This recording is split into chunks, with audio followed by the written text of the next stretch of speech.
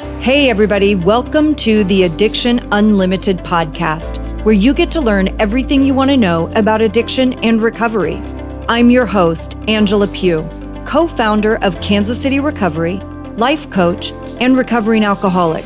To learn more about me, you can listen to episode 0 on your podcast app or find us on the web at addictionunlimited.com.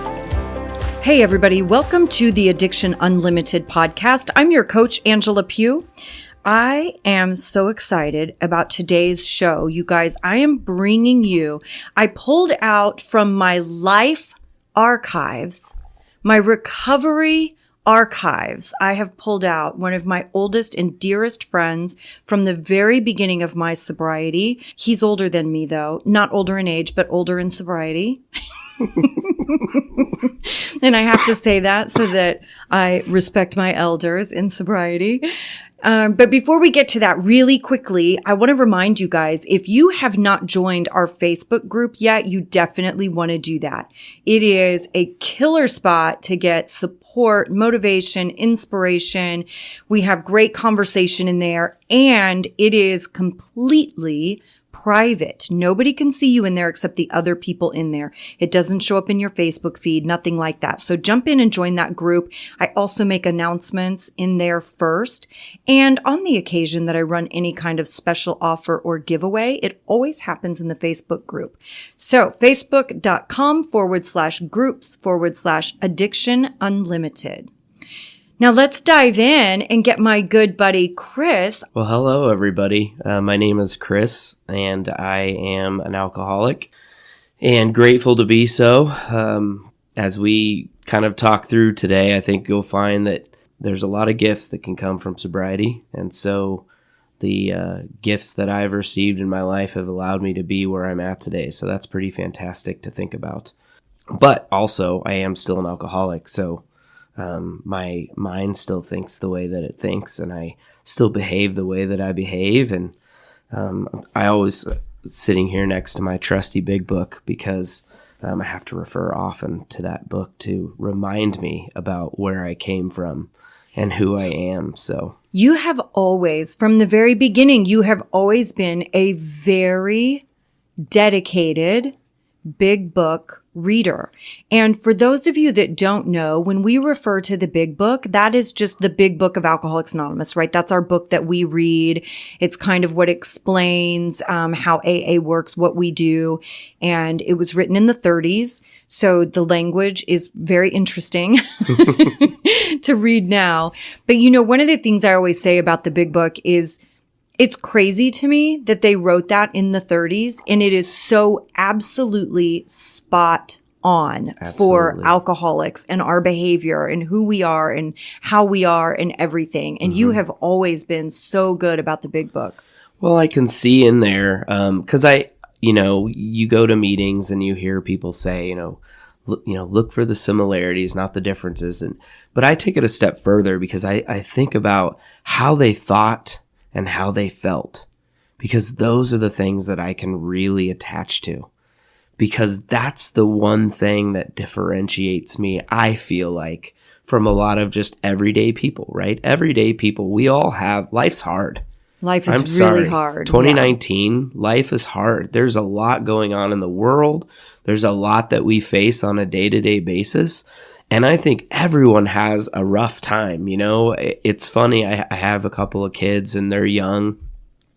And my wife and I look at each other often and think, does everyone else feel the same way?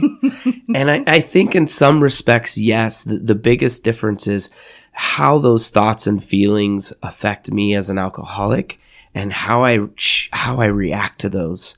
I'm very different in that respect because I don't know if the word sensitive is the right word, but I'm very sensitive to, things that impact me. And I think that, I have very raw, I'm probably as black and white as you can get. I'm either all the way to it's Armageddon and the sky is falling, or this is the best damn day of my entire life. Yeah. And there's really nothing in between. Yeah. And, one of the things that I think about often too is, being in a relationship and how difficult that can be is, sometimes I have to step outside of myself and look at myself from someone else's point of view. Oh boy. And so that is challenging, because that's when I get a lot of those, oh, yeah, I see. Yeah. I see how you are. And so what I like about the book is I can relate back to those guys in 1930 who had similar stories into, how they became who they became, but to see them on the other side of the drink and how they still had to face some of those same feelings and reactions and some of those, parts to who they were as people.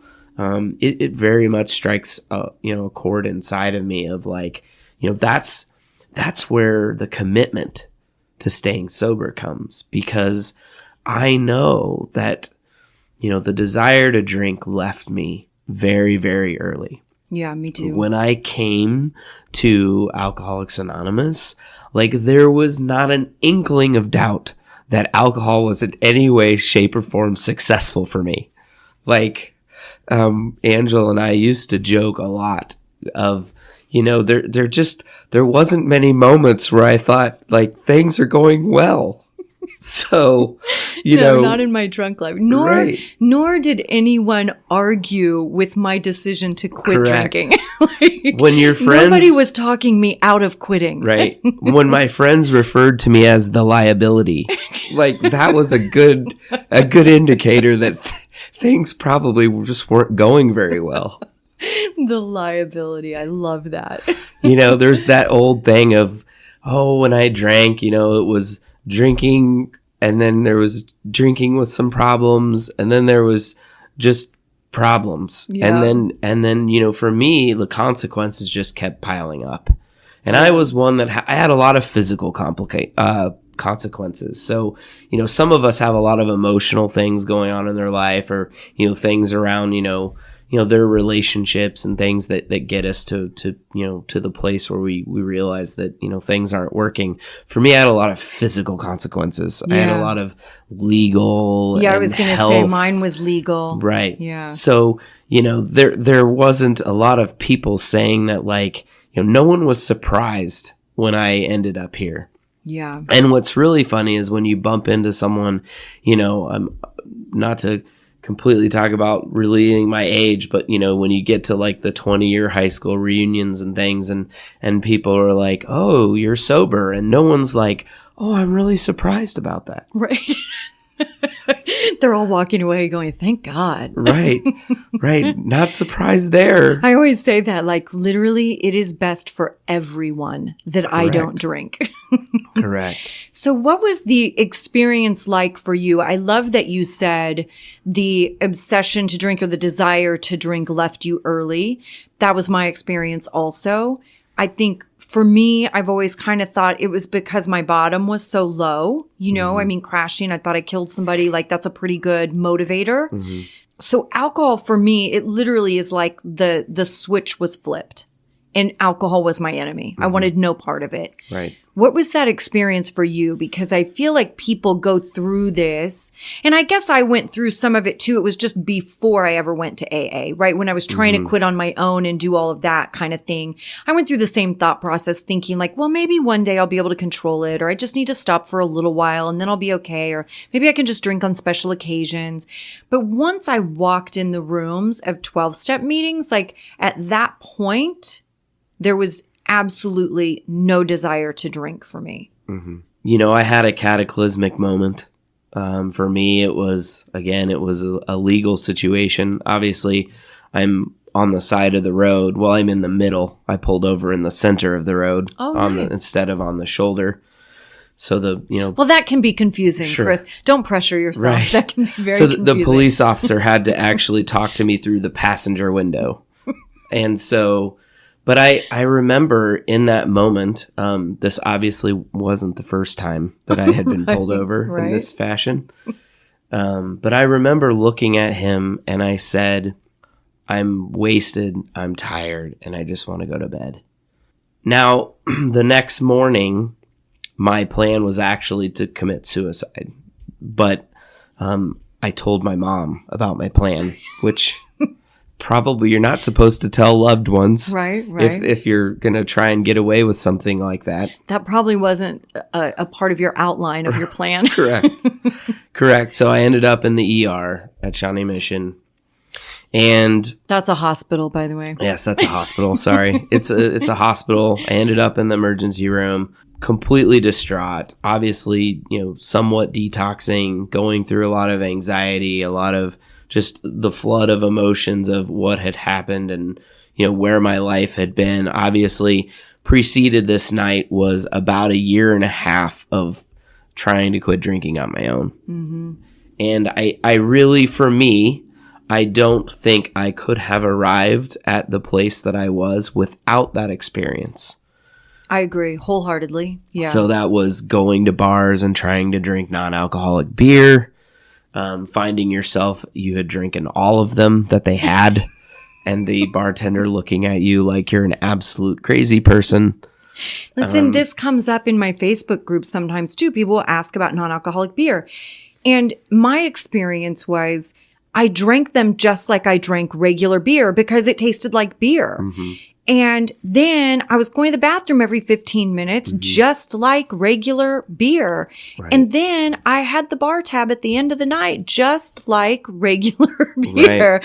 But I had no buzz. And it started to get a little irritating. So my experience with non-alcoholic beer was very short-lived. Right. And then I would find myself actually ordering shots.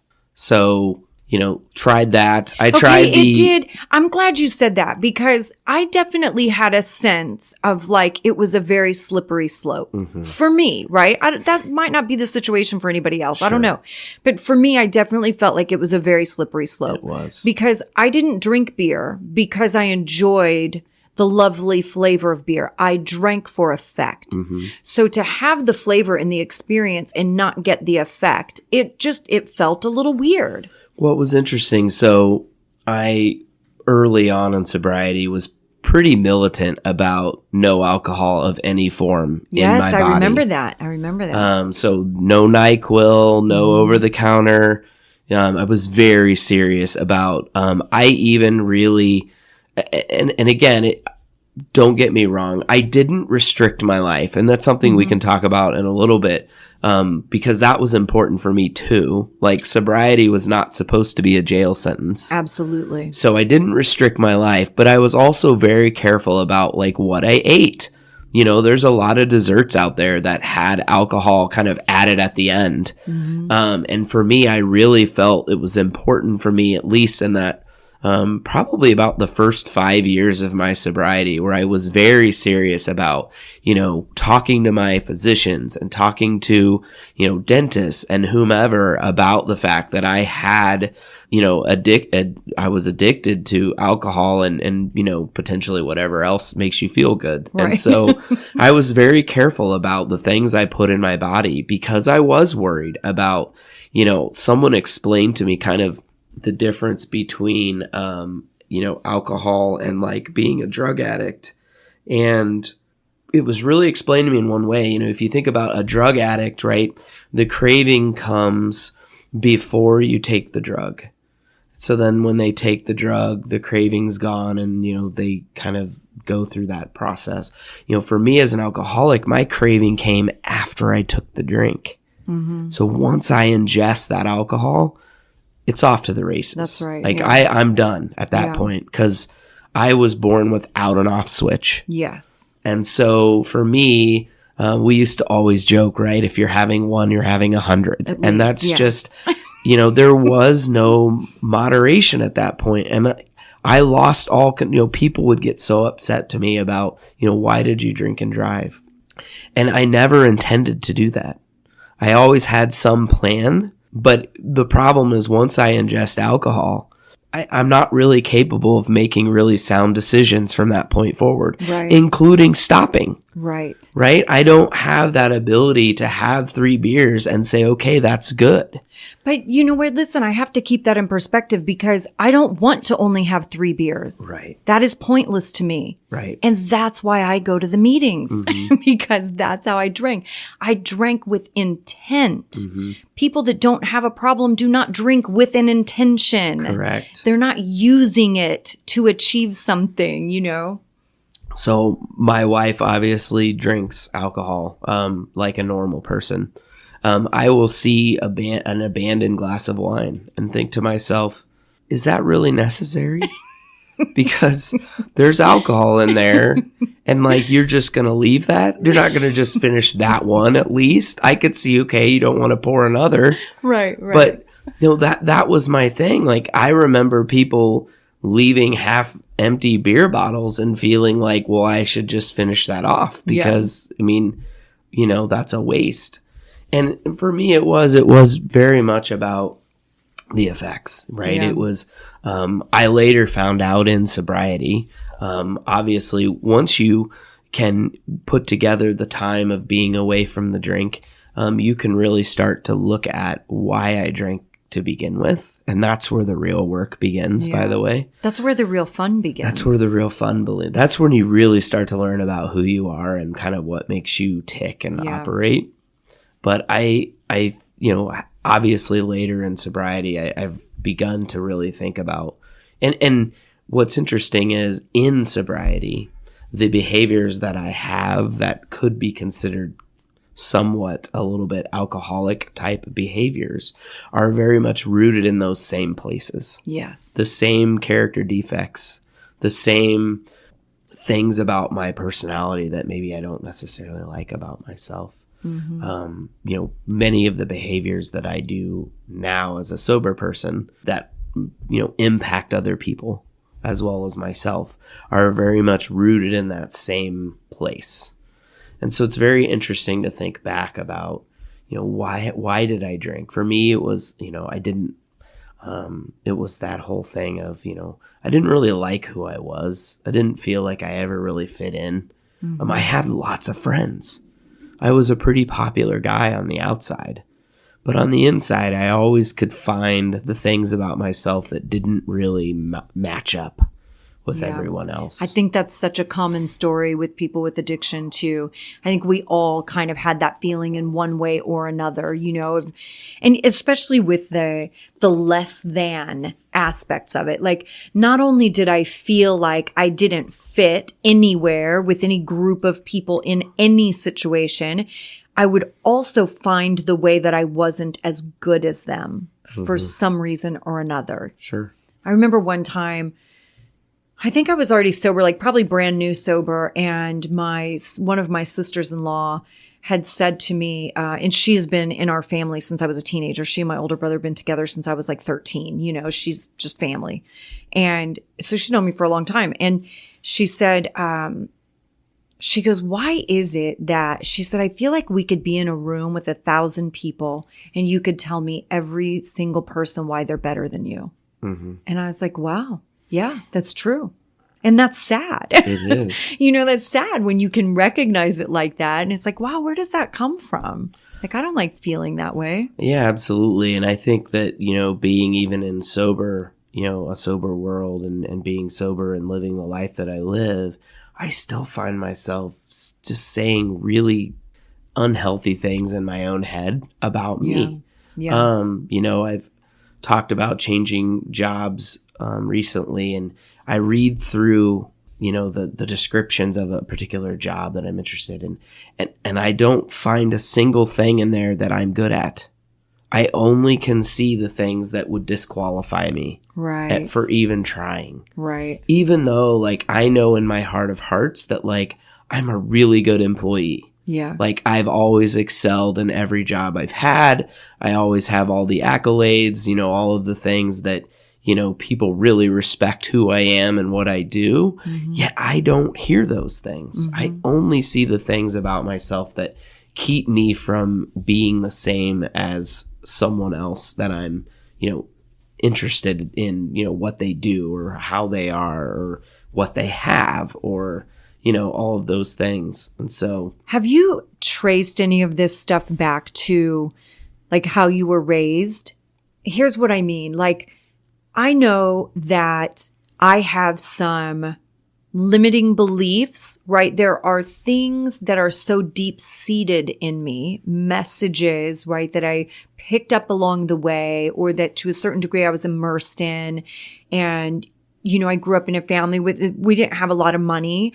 So my money messages were always scarcity, and there's not enough and we don't have enough. And at some point I realized that was a really deep seated long time issue, right? So I started really looking into that and digging into that and where did that come from and whatever.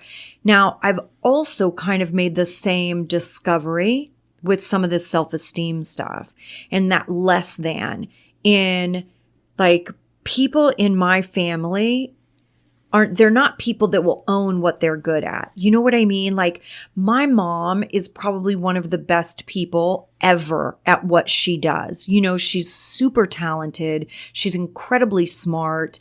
She is an overachiever, perfectionist. So when my mom does what she does extraordinarily well. But instead of when somebody goes, "Oh my gosh, you're so talented," instead of her going, "Thank you so much," she will immediately minimize herself. Like always, like cutting herself down somehow. And I started thinking about like, wow. So I've learned all of these messages inadvertently. Like, of course, my mother would never do anything intentionally, to even minimize. Like she wouldn't even understand it that way or recognize that in her language. But I'm just curious if you've had some of those realizations also that a lot of this stuff is really deep rooted. It's very much so. And what's interesting is, to look back and my wife is a very insightful, intuitive person and is very fascinated with, sociology and psychology and, and herself has, dabbed in those areas and is really introspective. And she's actually helped me discover a lot of those things. I was an only child, so that comes with a fair share of sets of challenges. Obviously, I always looked for approval. To this day, to my detriment in life, is I am constantly seeking the approval of others. And so I gauge a lot of the way I do things around that. And some of that is, some of it can be helpful and beneficial, but in most cases, I feel like I put way too much emphasis on things and I put too much pressure on myself because I feel like, that the world, you, the listeners, everyone has an expectation of me. And if I don't live up to that I'm somehow a failure.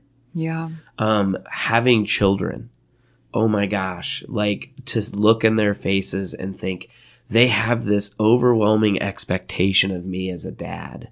But they really don't. They just love me. Yeah. And they already think you're perfect. They do. And it's hard, right? It's hard to not think to yourself of like, oh, I'm going to just fail them too. Right. So I think that, yes, looking back at my childhood, my dad worked a lot. My dad worked a lot and passed on a lot of those tendencies to me as well.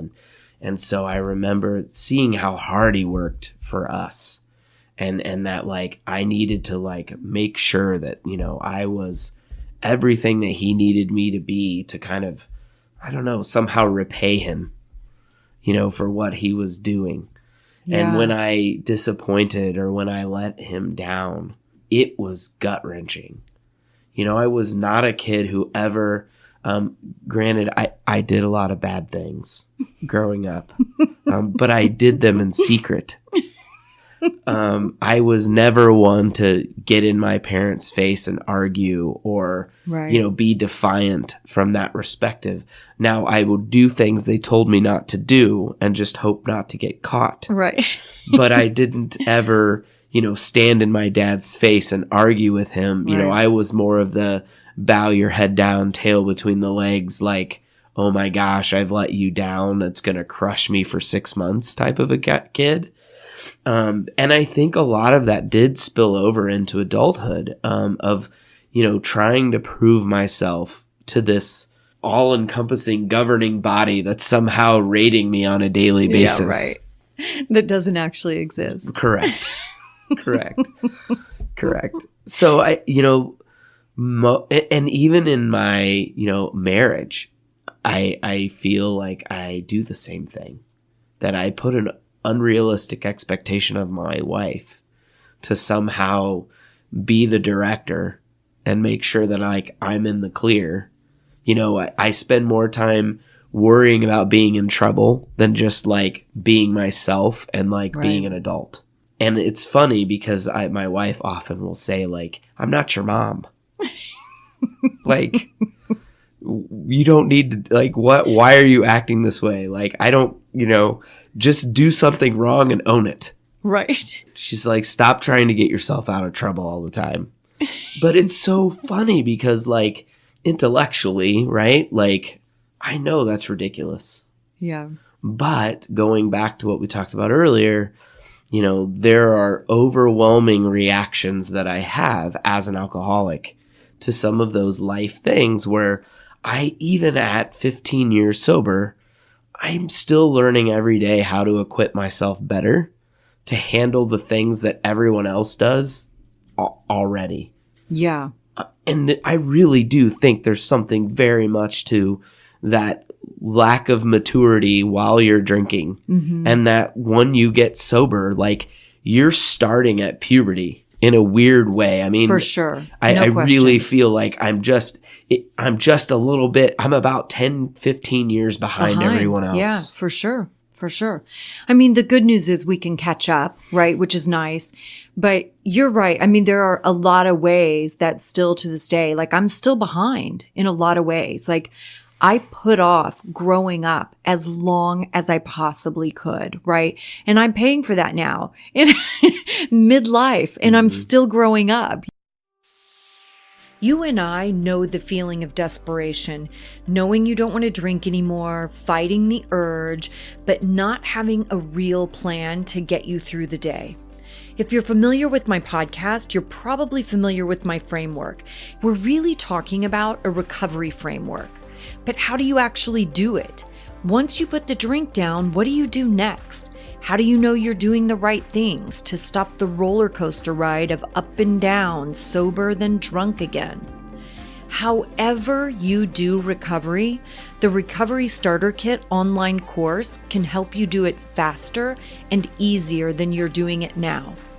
Every one of us wants to stop once and for all, and this is your chance to get results. To have a life where you wake up happy, feeling confident about your day, you can't wait to hug your kiddos, knowing you're a mom or dad they can count on because you're sober. You already know recovery works. You've heard loads of stories from people who are living it.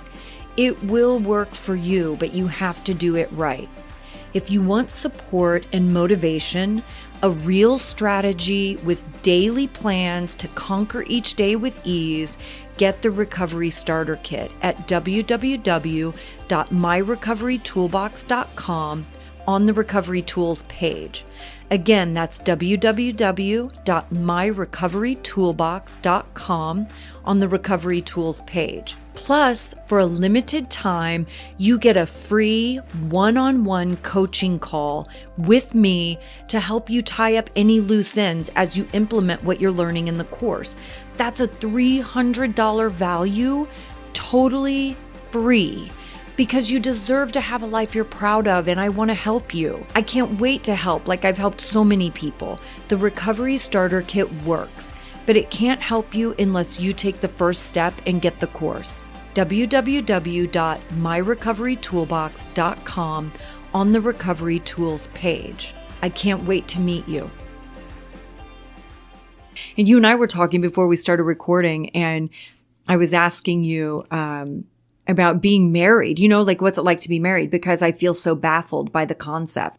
But that's one of the ways for me that I just am not that grown up, and I joke and say I'm much more feral than domesticated. And there's a lot of truth in that. I'm just not that grown up. And I don't know that I will ever be grown up enough in those ways. Totally. Yeah. And it's, I look at, that's the part about life. Like when obviously when you first get sober, right, your host of problems are like, okay, I need to get healthy. Like I need to repair my body. I need to repair my mind. like I probably have some pretty concrete legal or financial consequences that are like must be cleared up in the the current moment. Then I get to a place where, okay, that stuff's gone, right? Like I've started that maturity process where like now I'm, actually career focused and, doing the things that, most of my friends who were not afflicted with alcoholism or addiction, they got that leg up, they got started and started to, build their life and move forward. And now I want to be at the same place. Right. But I'm finding that it's hard. It's hard to do so. Yeah. And I mean, really where the maturity stops for us, they say whatever age you start using drugs or drinking regularly is the age that you stop maturing. And what happens is we just stop developing coping skills, right? Our substance becomes our method of coping. Mm-hmm. So we are incapable of even identifying a feeling when we have it, once we get sober. Like I couldn't even identify a feeling. All I could identify is this really sucks. This is really uncomfortable. I could identify boredom, but like I couldn't even label feelings appropriately. And I certainly didn't know what the heck to do with them. Mm-hmm. I didn't know how to get through them. I didn't know how to troubleshoot when I had issues in my life. I didn't know how to go, okay, well, what do I do? Well, we do this, call this person, ask this question. Like I had no understanding of any of that because I literally just drank through my whole life. I never learned how to be an adult. Right. Well, I see like my wife, right? Her way of troubleshooting or problem solving in life is to talk. She would just much rather sit down, go at a quiet space and talk it out for 3 or 4 hours and then like move on and be good. And I have a really hard time with that. At like 15 minutes in, I'm only thinking about myself. I'm only thinking about how this is making me feel. Right. I'm completely missed the boat that this isn't even about me. Yes. This is about someone else. Right. Who's wanting to share about themselves or potentially how something I did impacted them. Yeah. But they're not looking for me in any way, shape, or form to do anything about it other than to hear and listen. But again, because I'm very selfish, which does one of those things that leads back to my childhood, being an only child. I was very much independent. But yes, I mean, that is a big part of being an alcoholic about me, that I am still, it is 100% like, your problems are interesting, but mine are important. Right. And it's always been that way. And knowing that about yourself, I mean, yes, it's helpful, but in some respects it hurts too, because I do realize how that comes off to other people. Yeah. Yeah. And the impact it has on other people, and that itself can be hurtful. Right. And obviously none of us want to be hurtful to the people around us. And I think that's one of my struggles too, certainly in entrepreneurship, is, like my businesses will always come first. And that's just how I'm wired. And it makes it challenging in family relationships, or certainly in dating and things like that, because I am that person that will always answer the phone. Also, I can probably inflate it a little bit more too, because, most people's work is not life or death. Mine really is. Right. So when the phone rings and it's one of my guys from Sober Living, like I have to answer that call. It doesn't matter what we're doing. Mm-hmm. It doesn't matter where I am. I have to make sure that that's okay and that everybody is safe. But yeah, it's challenging. And, many people, like obviously addicted people, have not cornered the market on being selfish. Mm-hmm. I think we certainly take it to a new level. And it is something to consistently be working on, reminding myself to be mindful of others. And I mean, I've been in a helping capacity long enough. Like I'm a pretty good listener and I'm pretty good at doing that stuff. But in my personal life, dude, I'm terrible at that stuff. Right. I'm terrible because I'm just consumed with my world and what's going on in my world and what do I need to do next. And I have a workload enough for 3 people, and it's hard to not be consumed in that. Right. One of the struggles I have is that, everything that we do impacts everyone in our life. Right. Even the smallest thing, right? So if I deviate from coming home from work and make a stop, that's time that someone else has to fill the gap. So, for instance, my wife will have to, get dinner ready and get the kids taken care of, right? So that 30 minutes that I didn't come home, not that I couldn't have called and said and made prior arrangements, but see, what I do is I don't do that. Then I come home and expect no one to be upset about it. Right. And be like, well, what do you mean you're upset? Right. I just made a stop on the way home. But it's that, that piece of, then I feel like I'm in trouble. Yeah. So then I want to fix it and go through that whole, spiel of things like that. And so, I'm learning every day. Yeah. Sometimes quite painfully. Yeah. I am always my biggest problem. So you've only known your wife in sobriety, though. Correct. So you didn't go through a lot of the challenges that people go through, like when one spouse has to get sober mid-marriage, you know what I mean? Mm-hmm. And how that really affects social life. But for her, like, she doesn't have addiction. Mm-hmm. So what is it like socially? I mean, I guess it probably wouldn't even really be on her radar that much because she's not even an over drinker. So it probably doesn't really bother her that you don't drink. I think it's hard sometimes. My wife tells a funny story about our first date because I didn't order a drink. And so at first she thought that I was just one of those cheap guys that was somehow gonna, so she wasn't sure what Couldn't to order. Be farther from the truth. So she ordered a club soda as well because thinking, well, if I order wine, I don't want to offend him because he's not going to pay for it or something of that nature. But we ended up, I'm open about my sobriety. It's who I am. I can't have people in my life that don't support that. I love that you said that earlier too, even like with doctors and dentists and things like that. Like that transparency to me is so important because that's me owning who I am. And that's me being proud of who I am. I never wanted to keep that secret. Mm-hmm. Not that I don't know. It just was important to me to be comfortable with just who I am. Like, I can't feel bad about who I am. Well, I look at the things in my life. So, I mean, I had 2 friends at my current company where I work at that it's a very large company. I had 2 friends that because I'm open about my sobriety, even in the workplace, obviously not shouting it from the rooftops, but because if someone asks, I tell the truth. They were really struggling and have since been sober and have stayed sober. Yeah. And I was not that I, had any part in that other than sharing my experience, strength, and hope with them, providing them, some resources. Well, and it's just a classic sort of lead by example. If somebody can look at you and see you have this full enriched life that's good and you're such a happy person and you're showing up every day and you're thriving, well, then all of a sudden sobriety doesn't look so bad. It doesn't look so crazy or scary. I think when people can see a person in recovery that's just a regular person, I'm just like everybody else. There's nothing weird about me.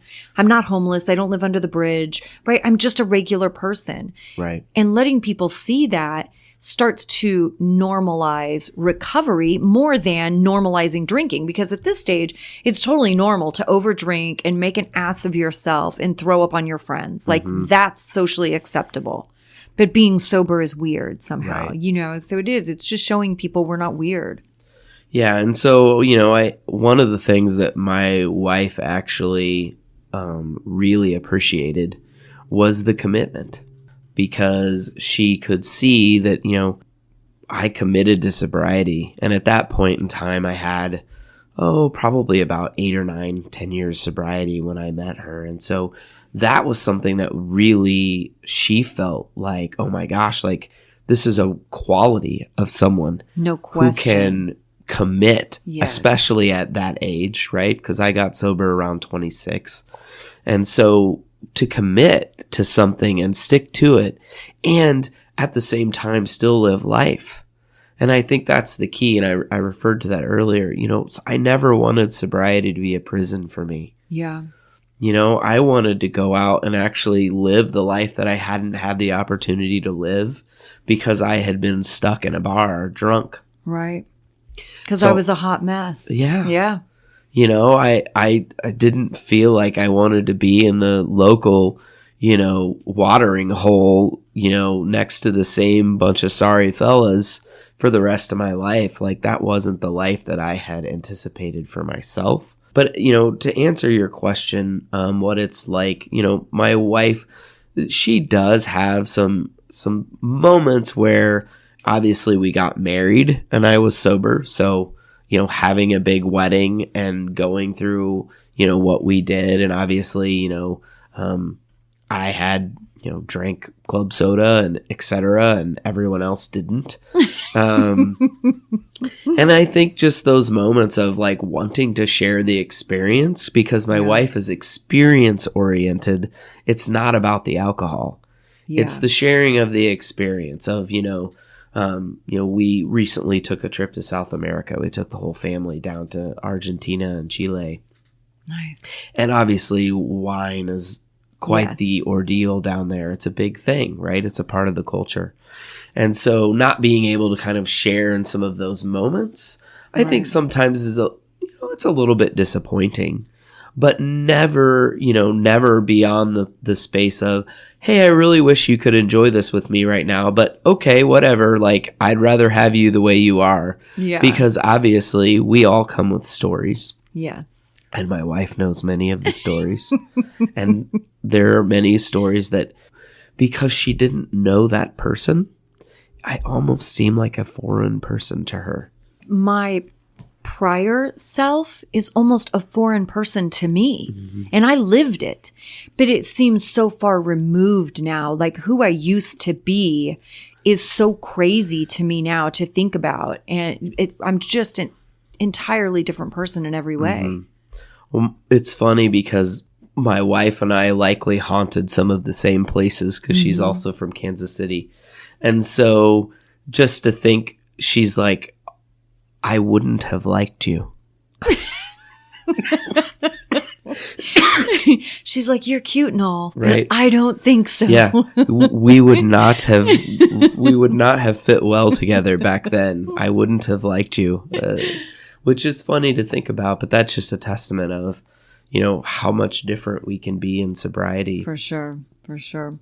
I always talk about, many of my listeners have heard me talk about my men's sober living houses and that company, Kansas City Recovery. And when I opened Kansas City Recovery and started creating my kind of outline of what I wanted my sober living to be like, I really used our experience as friends, right? So in my early sobriety, Chris, myself, and we had a handful of other people, and that was my crew. And I know you guys have heard me talk on other episodes about my crew, and we did everything together. I mean, we went to meetings together. We did service work together.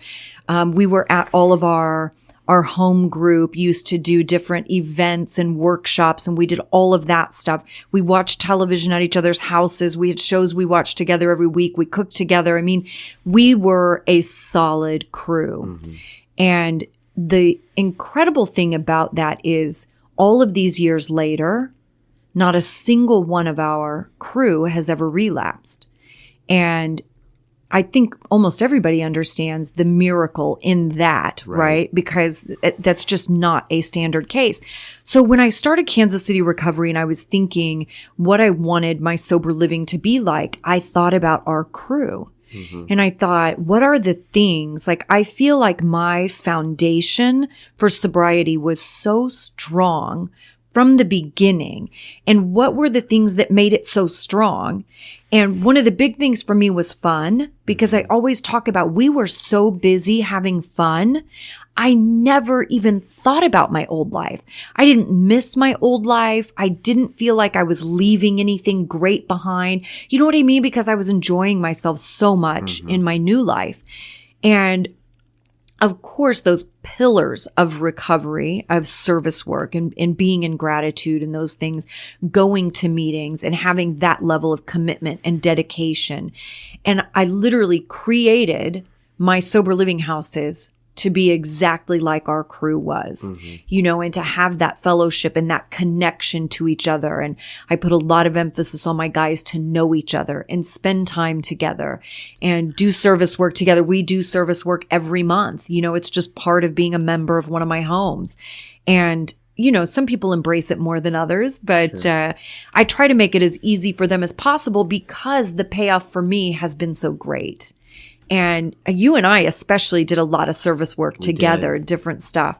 And I thank you so much for that too, because maybe if I hadn't been exposed to it in that way, going with you and having so much fun, because service work for me from that point forward really became a part of who I am. And I love service work. I love to volunteer myself and my time and give of myself.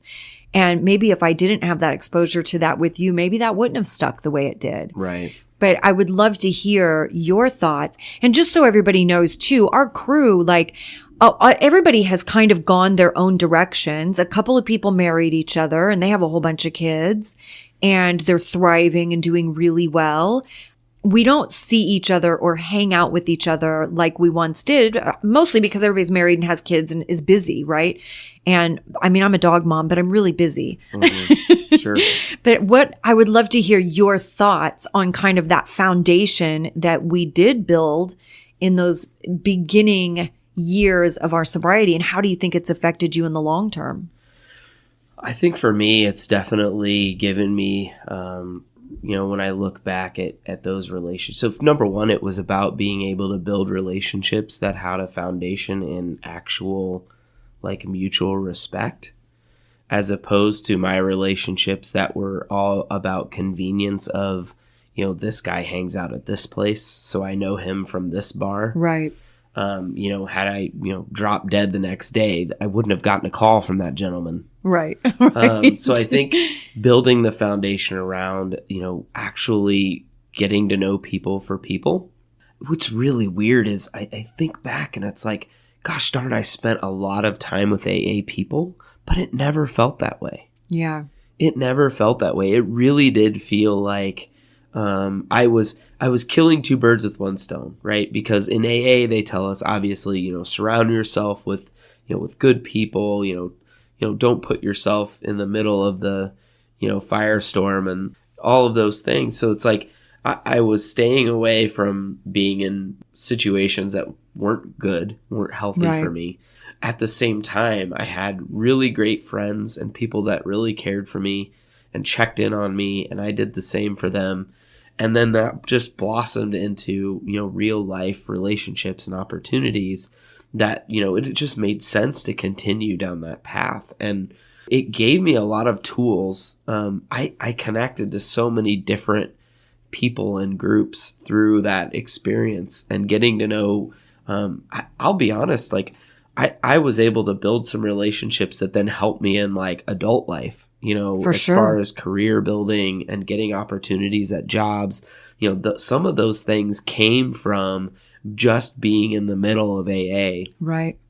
And I think that, you know, again, I also got the opportunity to have a safety net while being introduced back into the world. For sure. Because as a sober group, I remember there was always kind of the whispers in the AA group around, what are those people doing? But we would go out into the world and we might be at a hula hands or be at a particular, you know, place playing golden tee. Yeah. But we were the safety net in each other.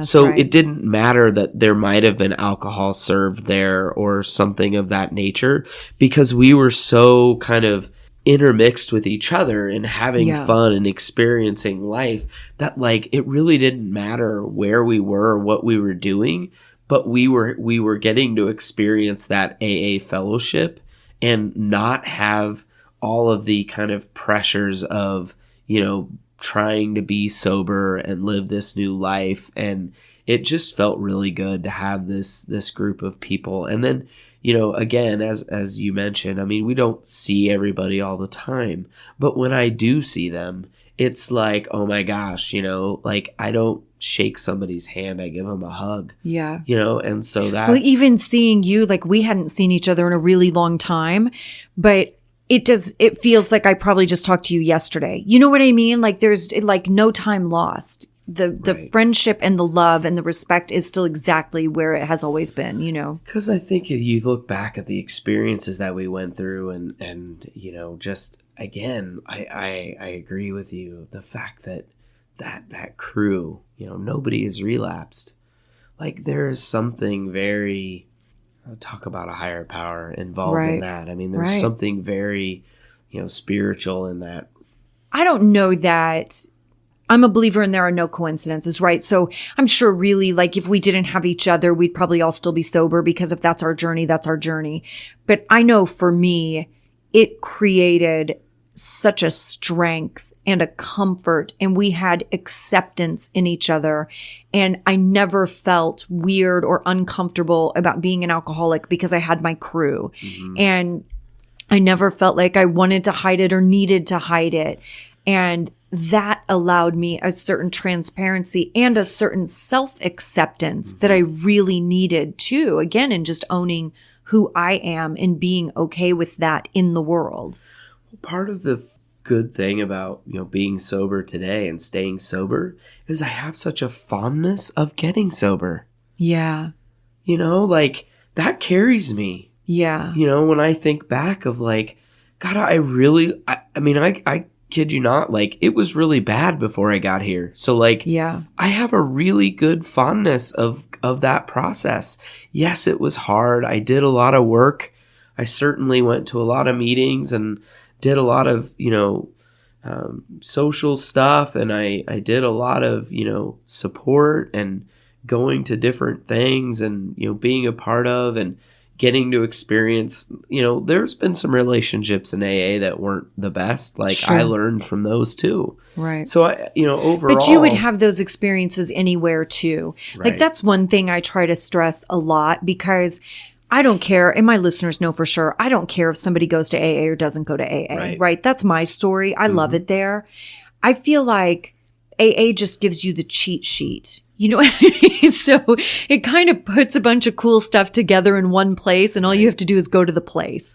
But I don't care if people don't like it, but I try to really emphasize that AA is just like any other group of people in any other place, right? A group of people means there are different personalities and different temperaments and opinions and skill sets. And there's always going to be somebody that drives you crazy. There's always going to be somebody that makes you mad.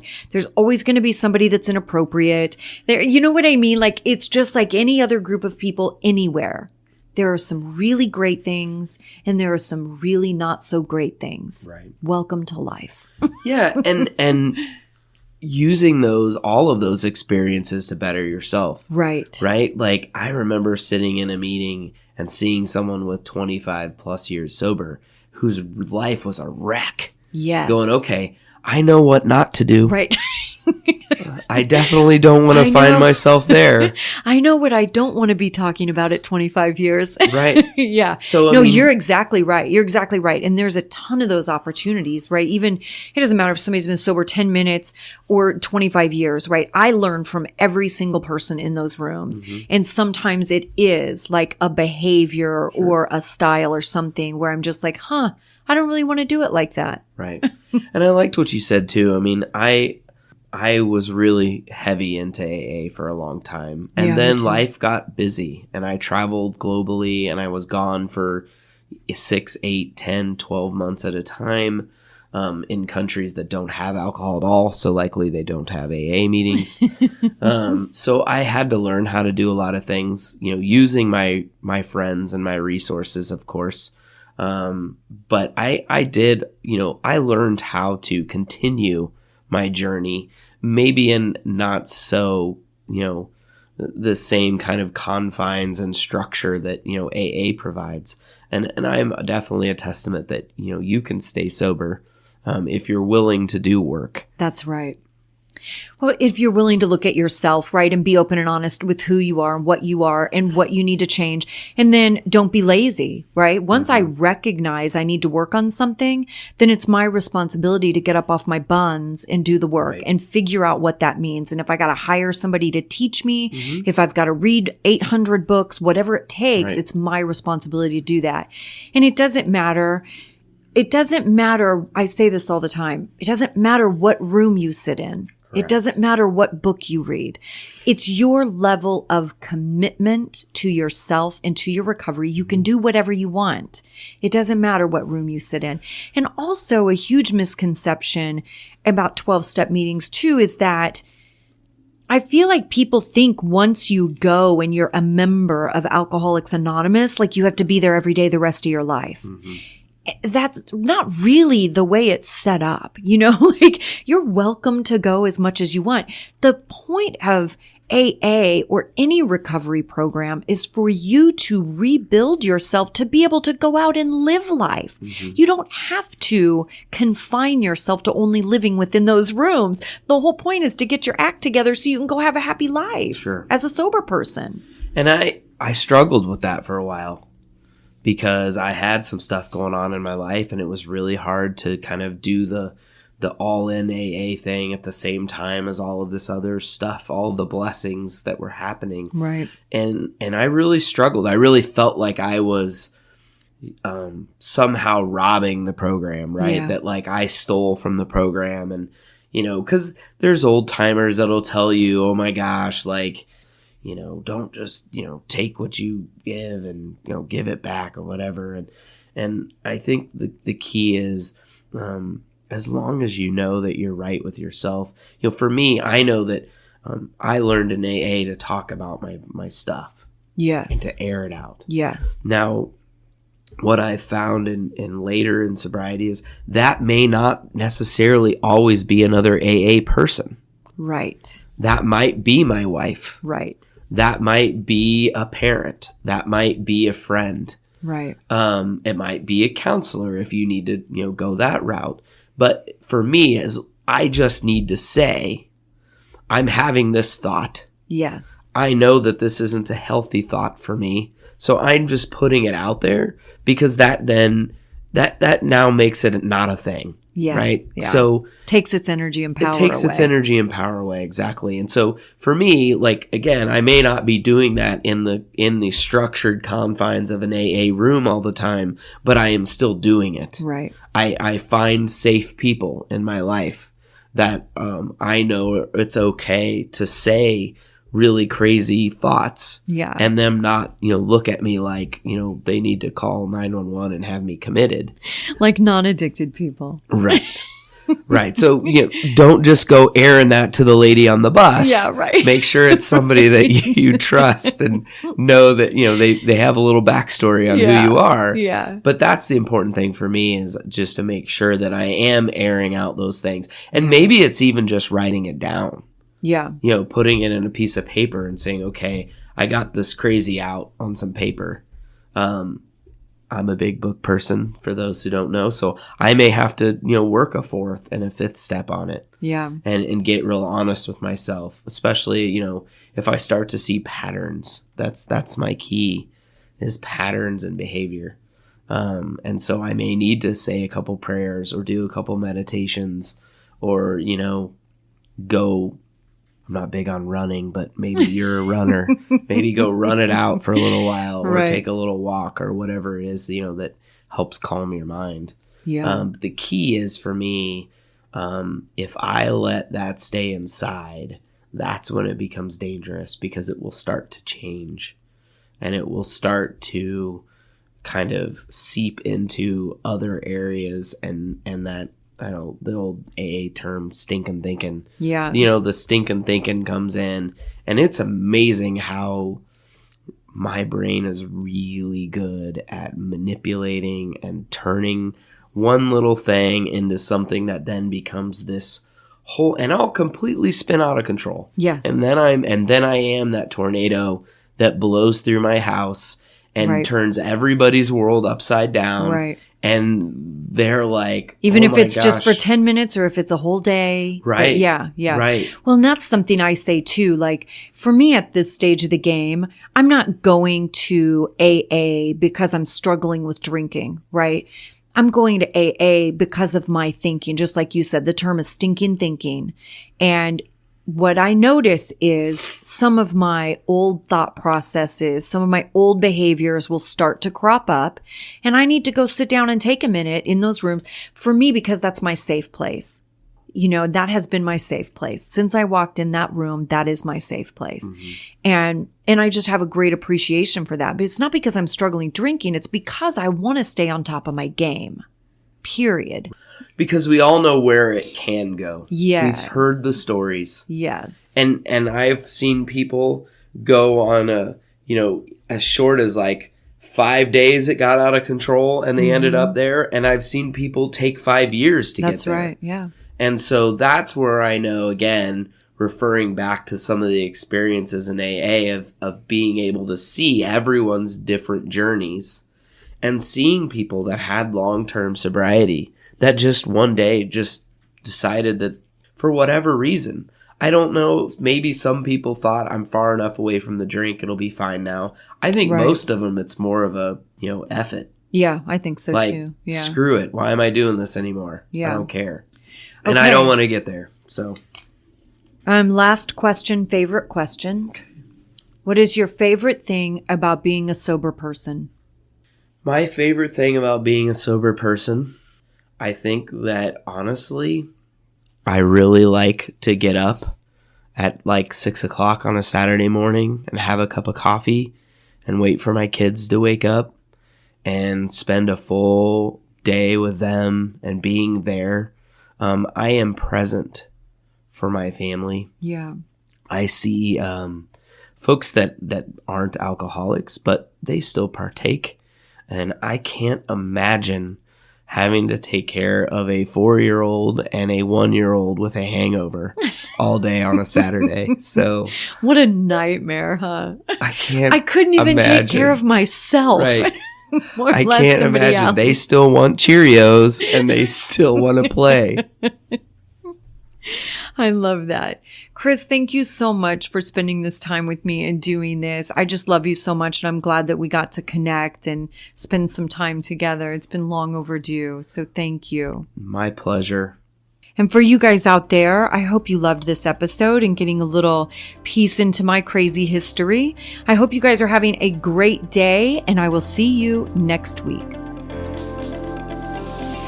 You've reached the end of another great episode of the Addiction Unlimited podcast. Candid and honest conversation about addiction and recovery. Be sure to visit us at addictionunlimited.com to join the conversation and access show notes and links to everything we talked about. Love this episode? Please take 30 seconds to subscribe, rate, and review on iTunes to help us improve and give you the information you want. Thanks for listening. See you next week.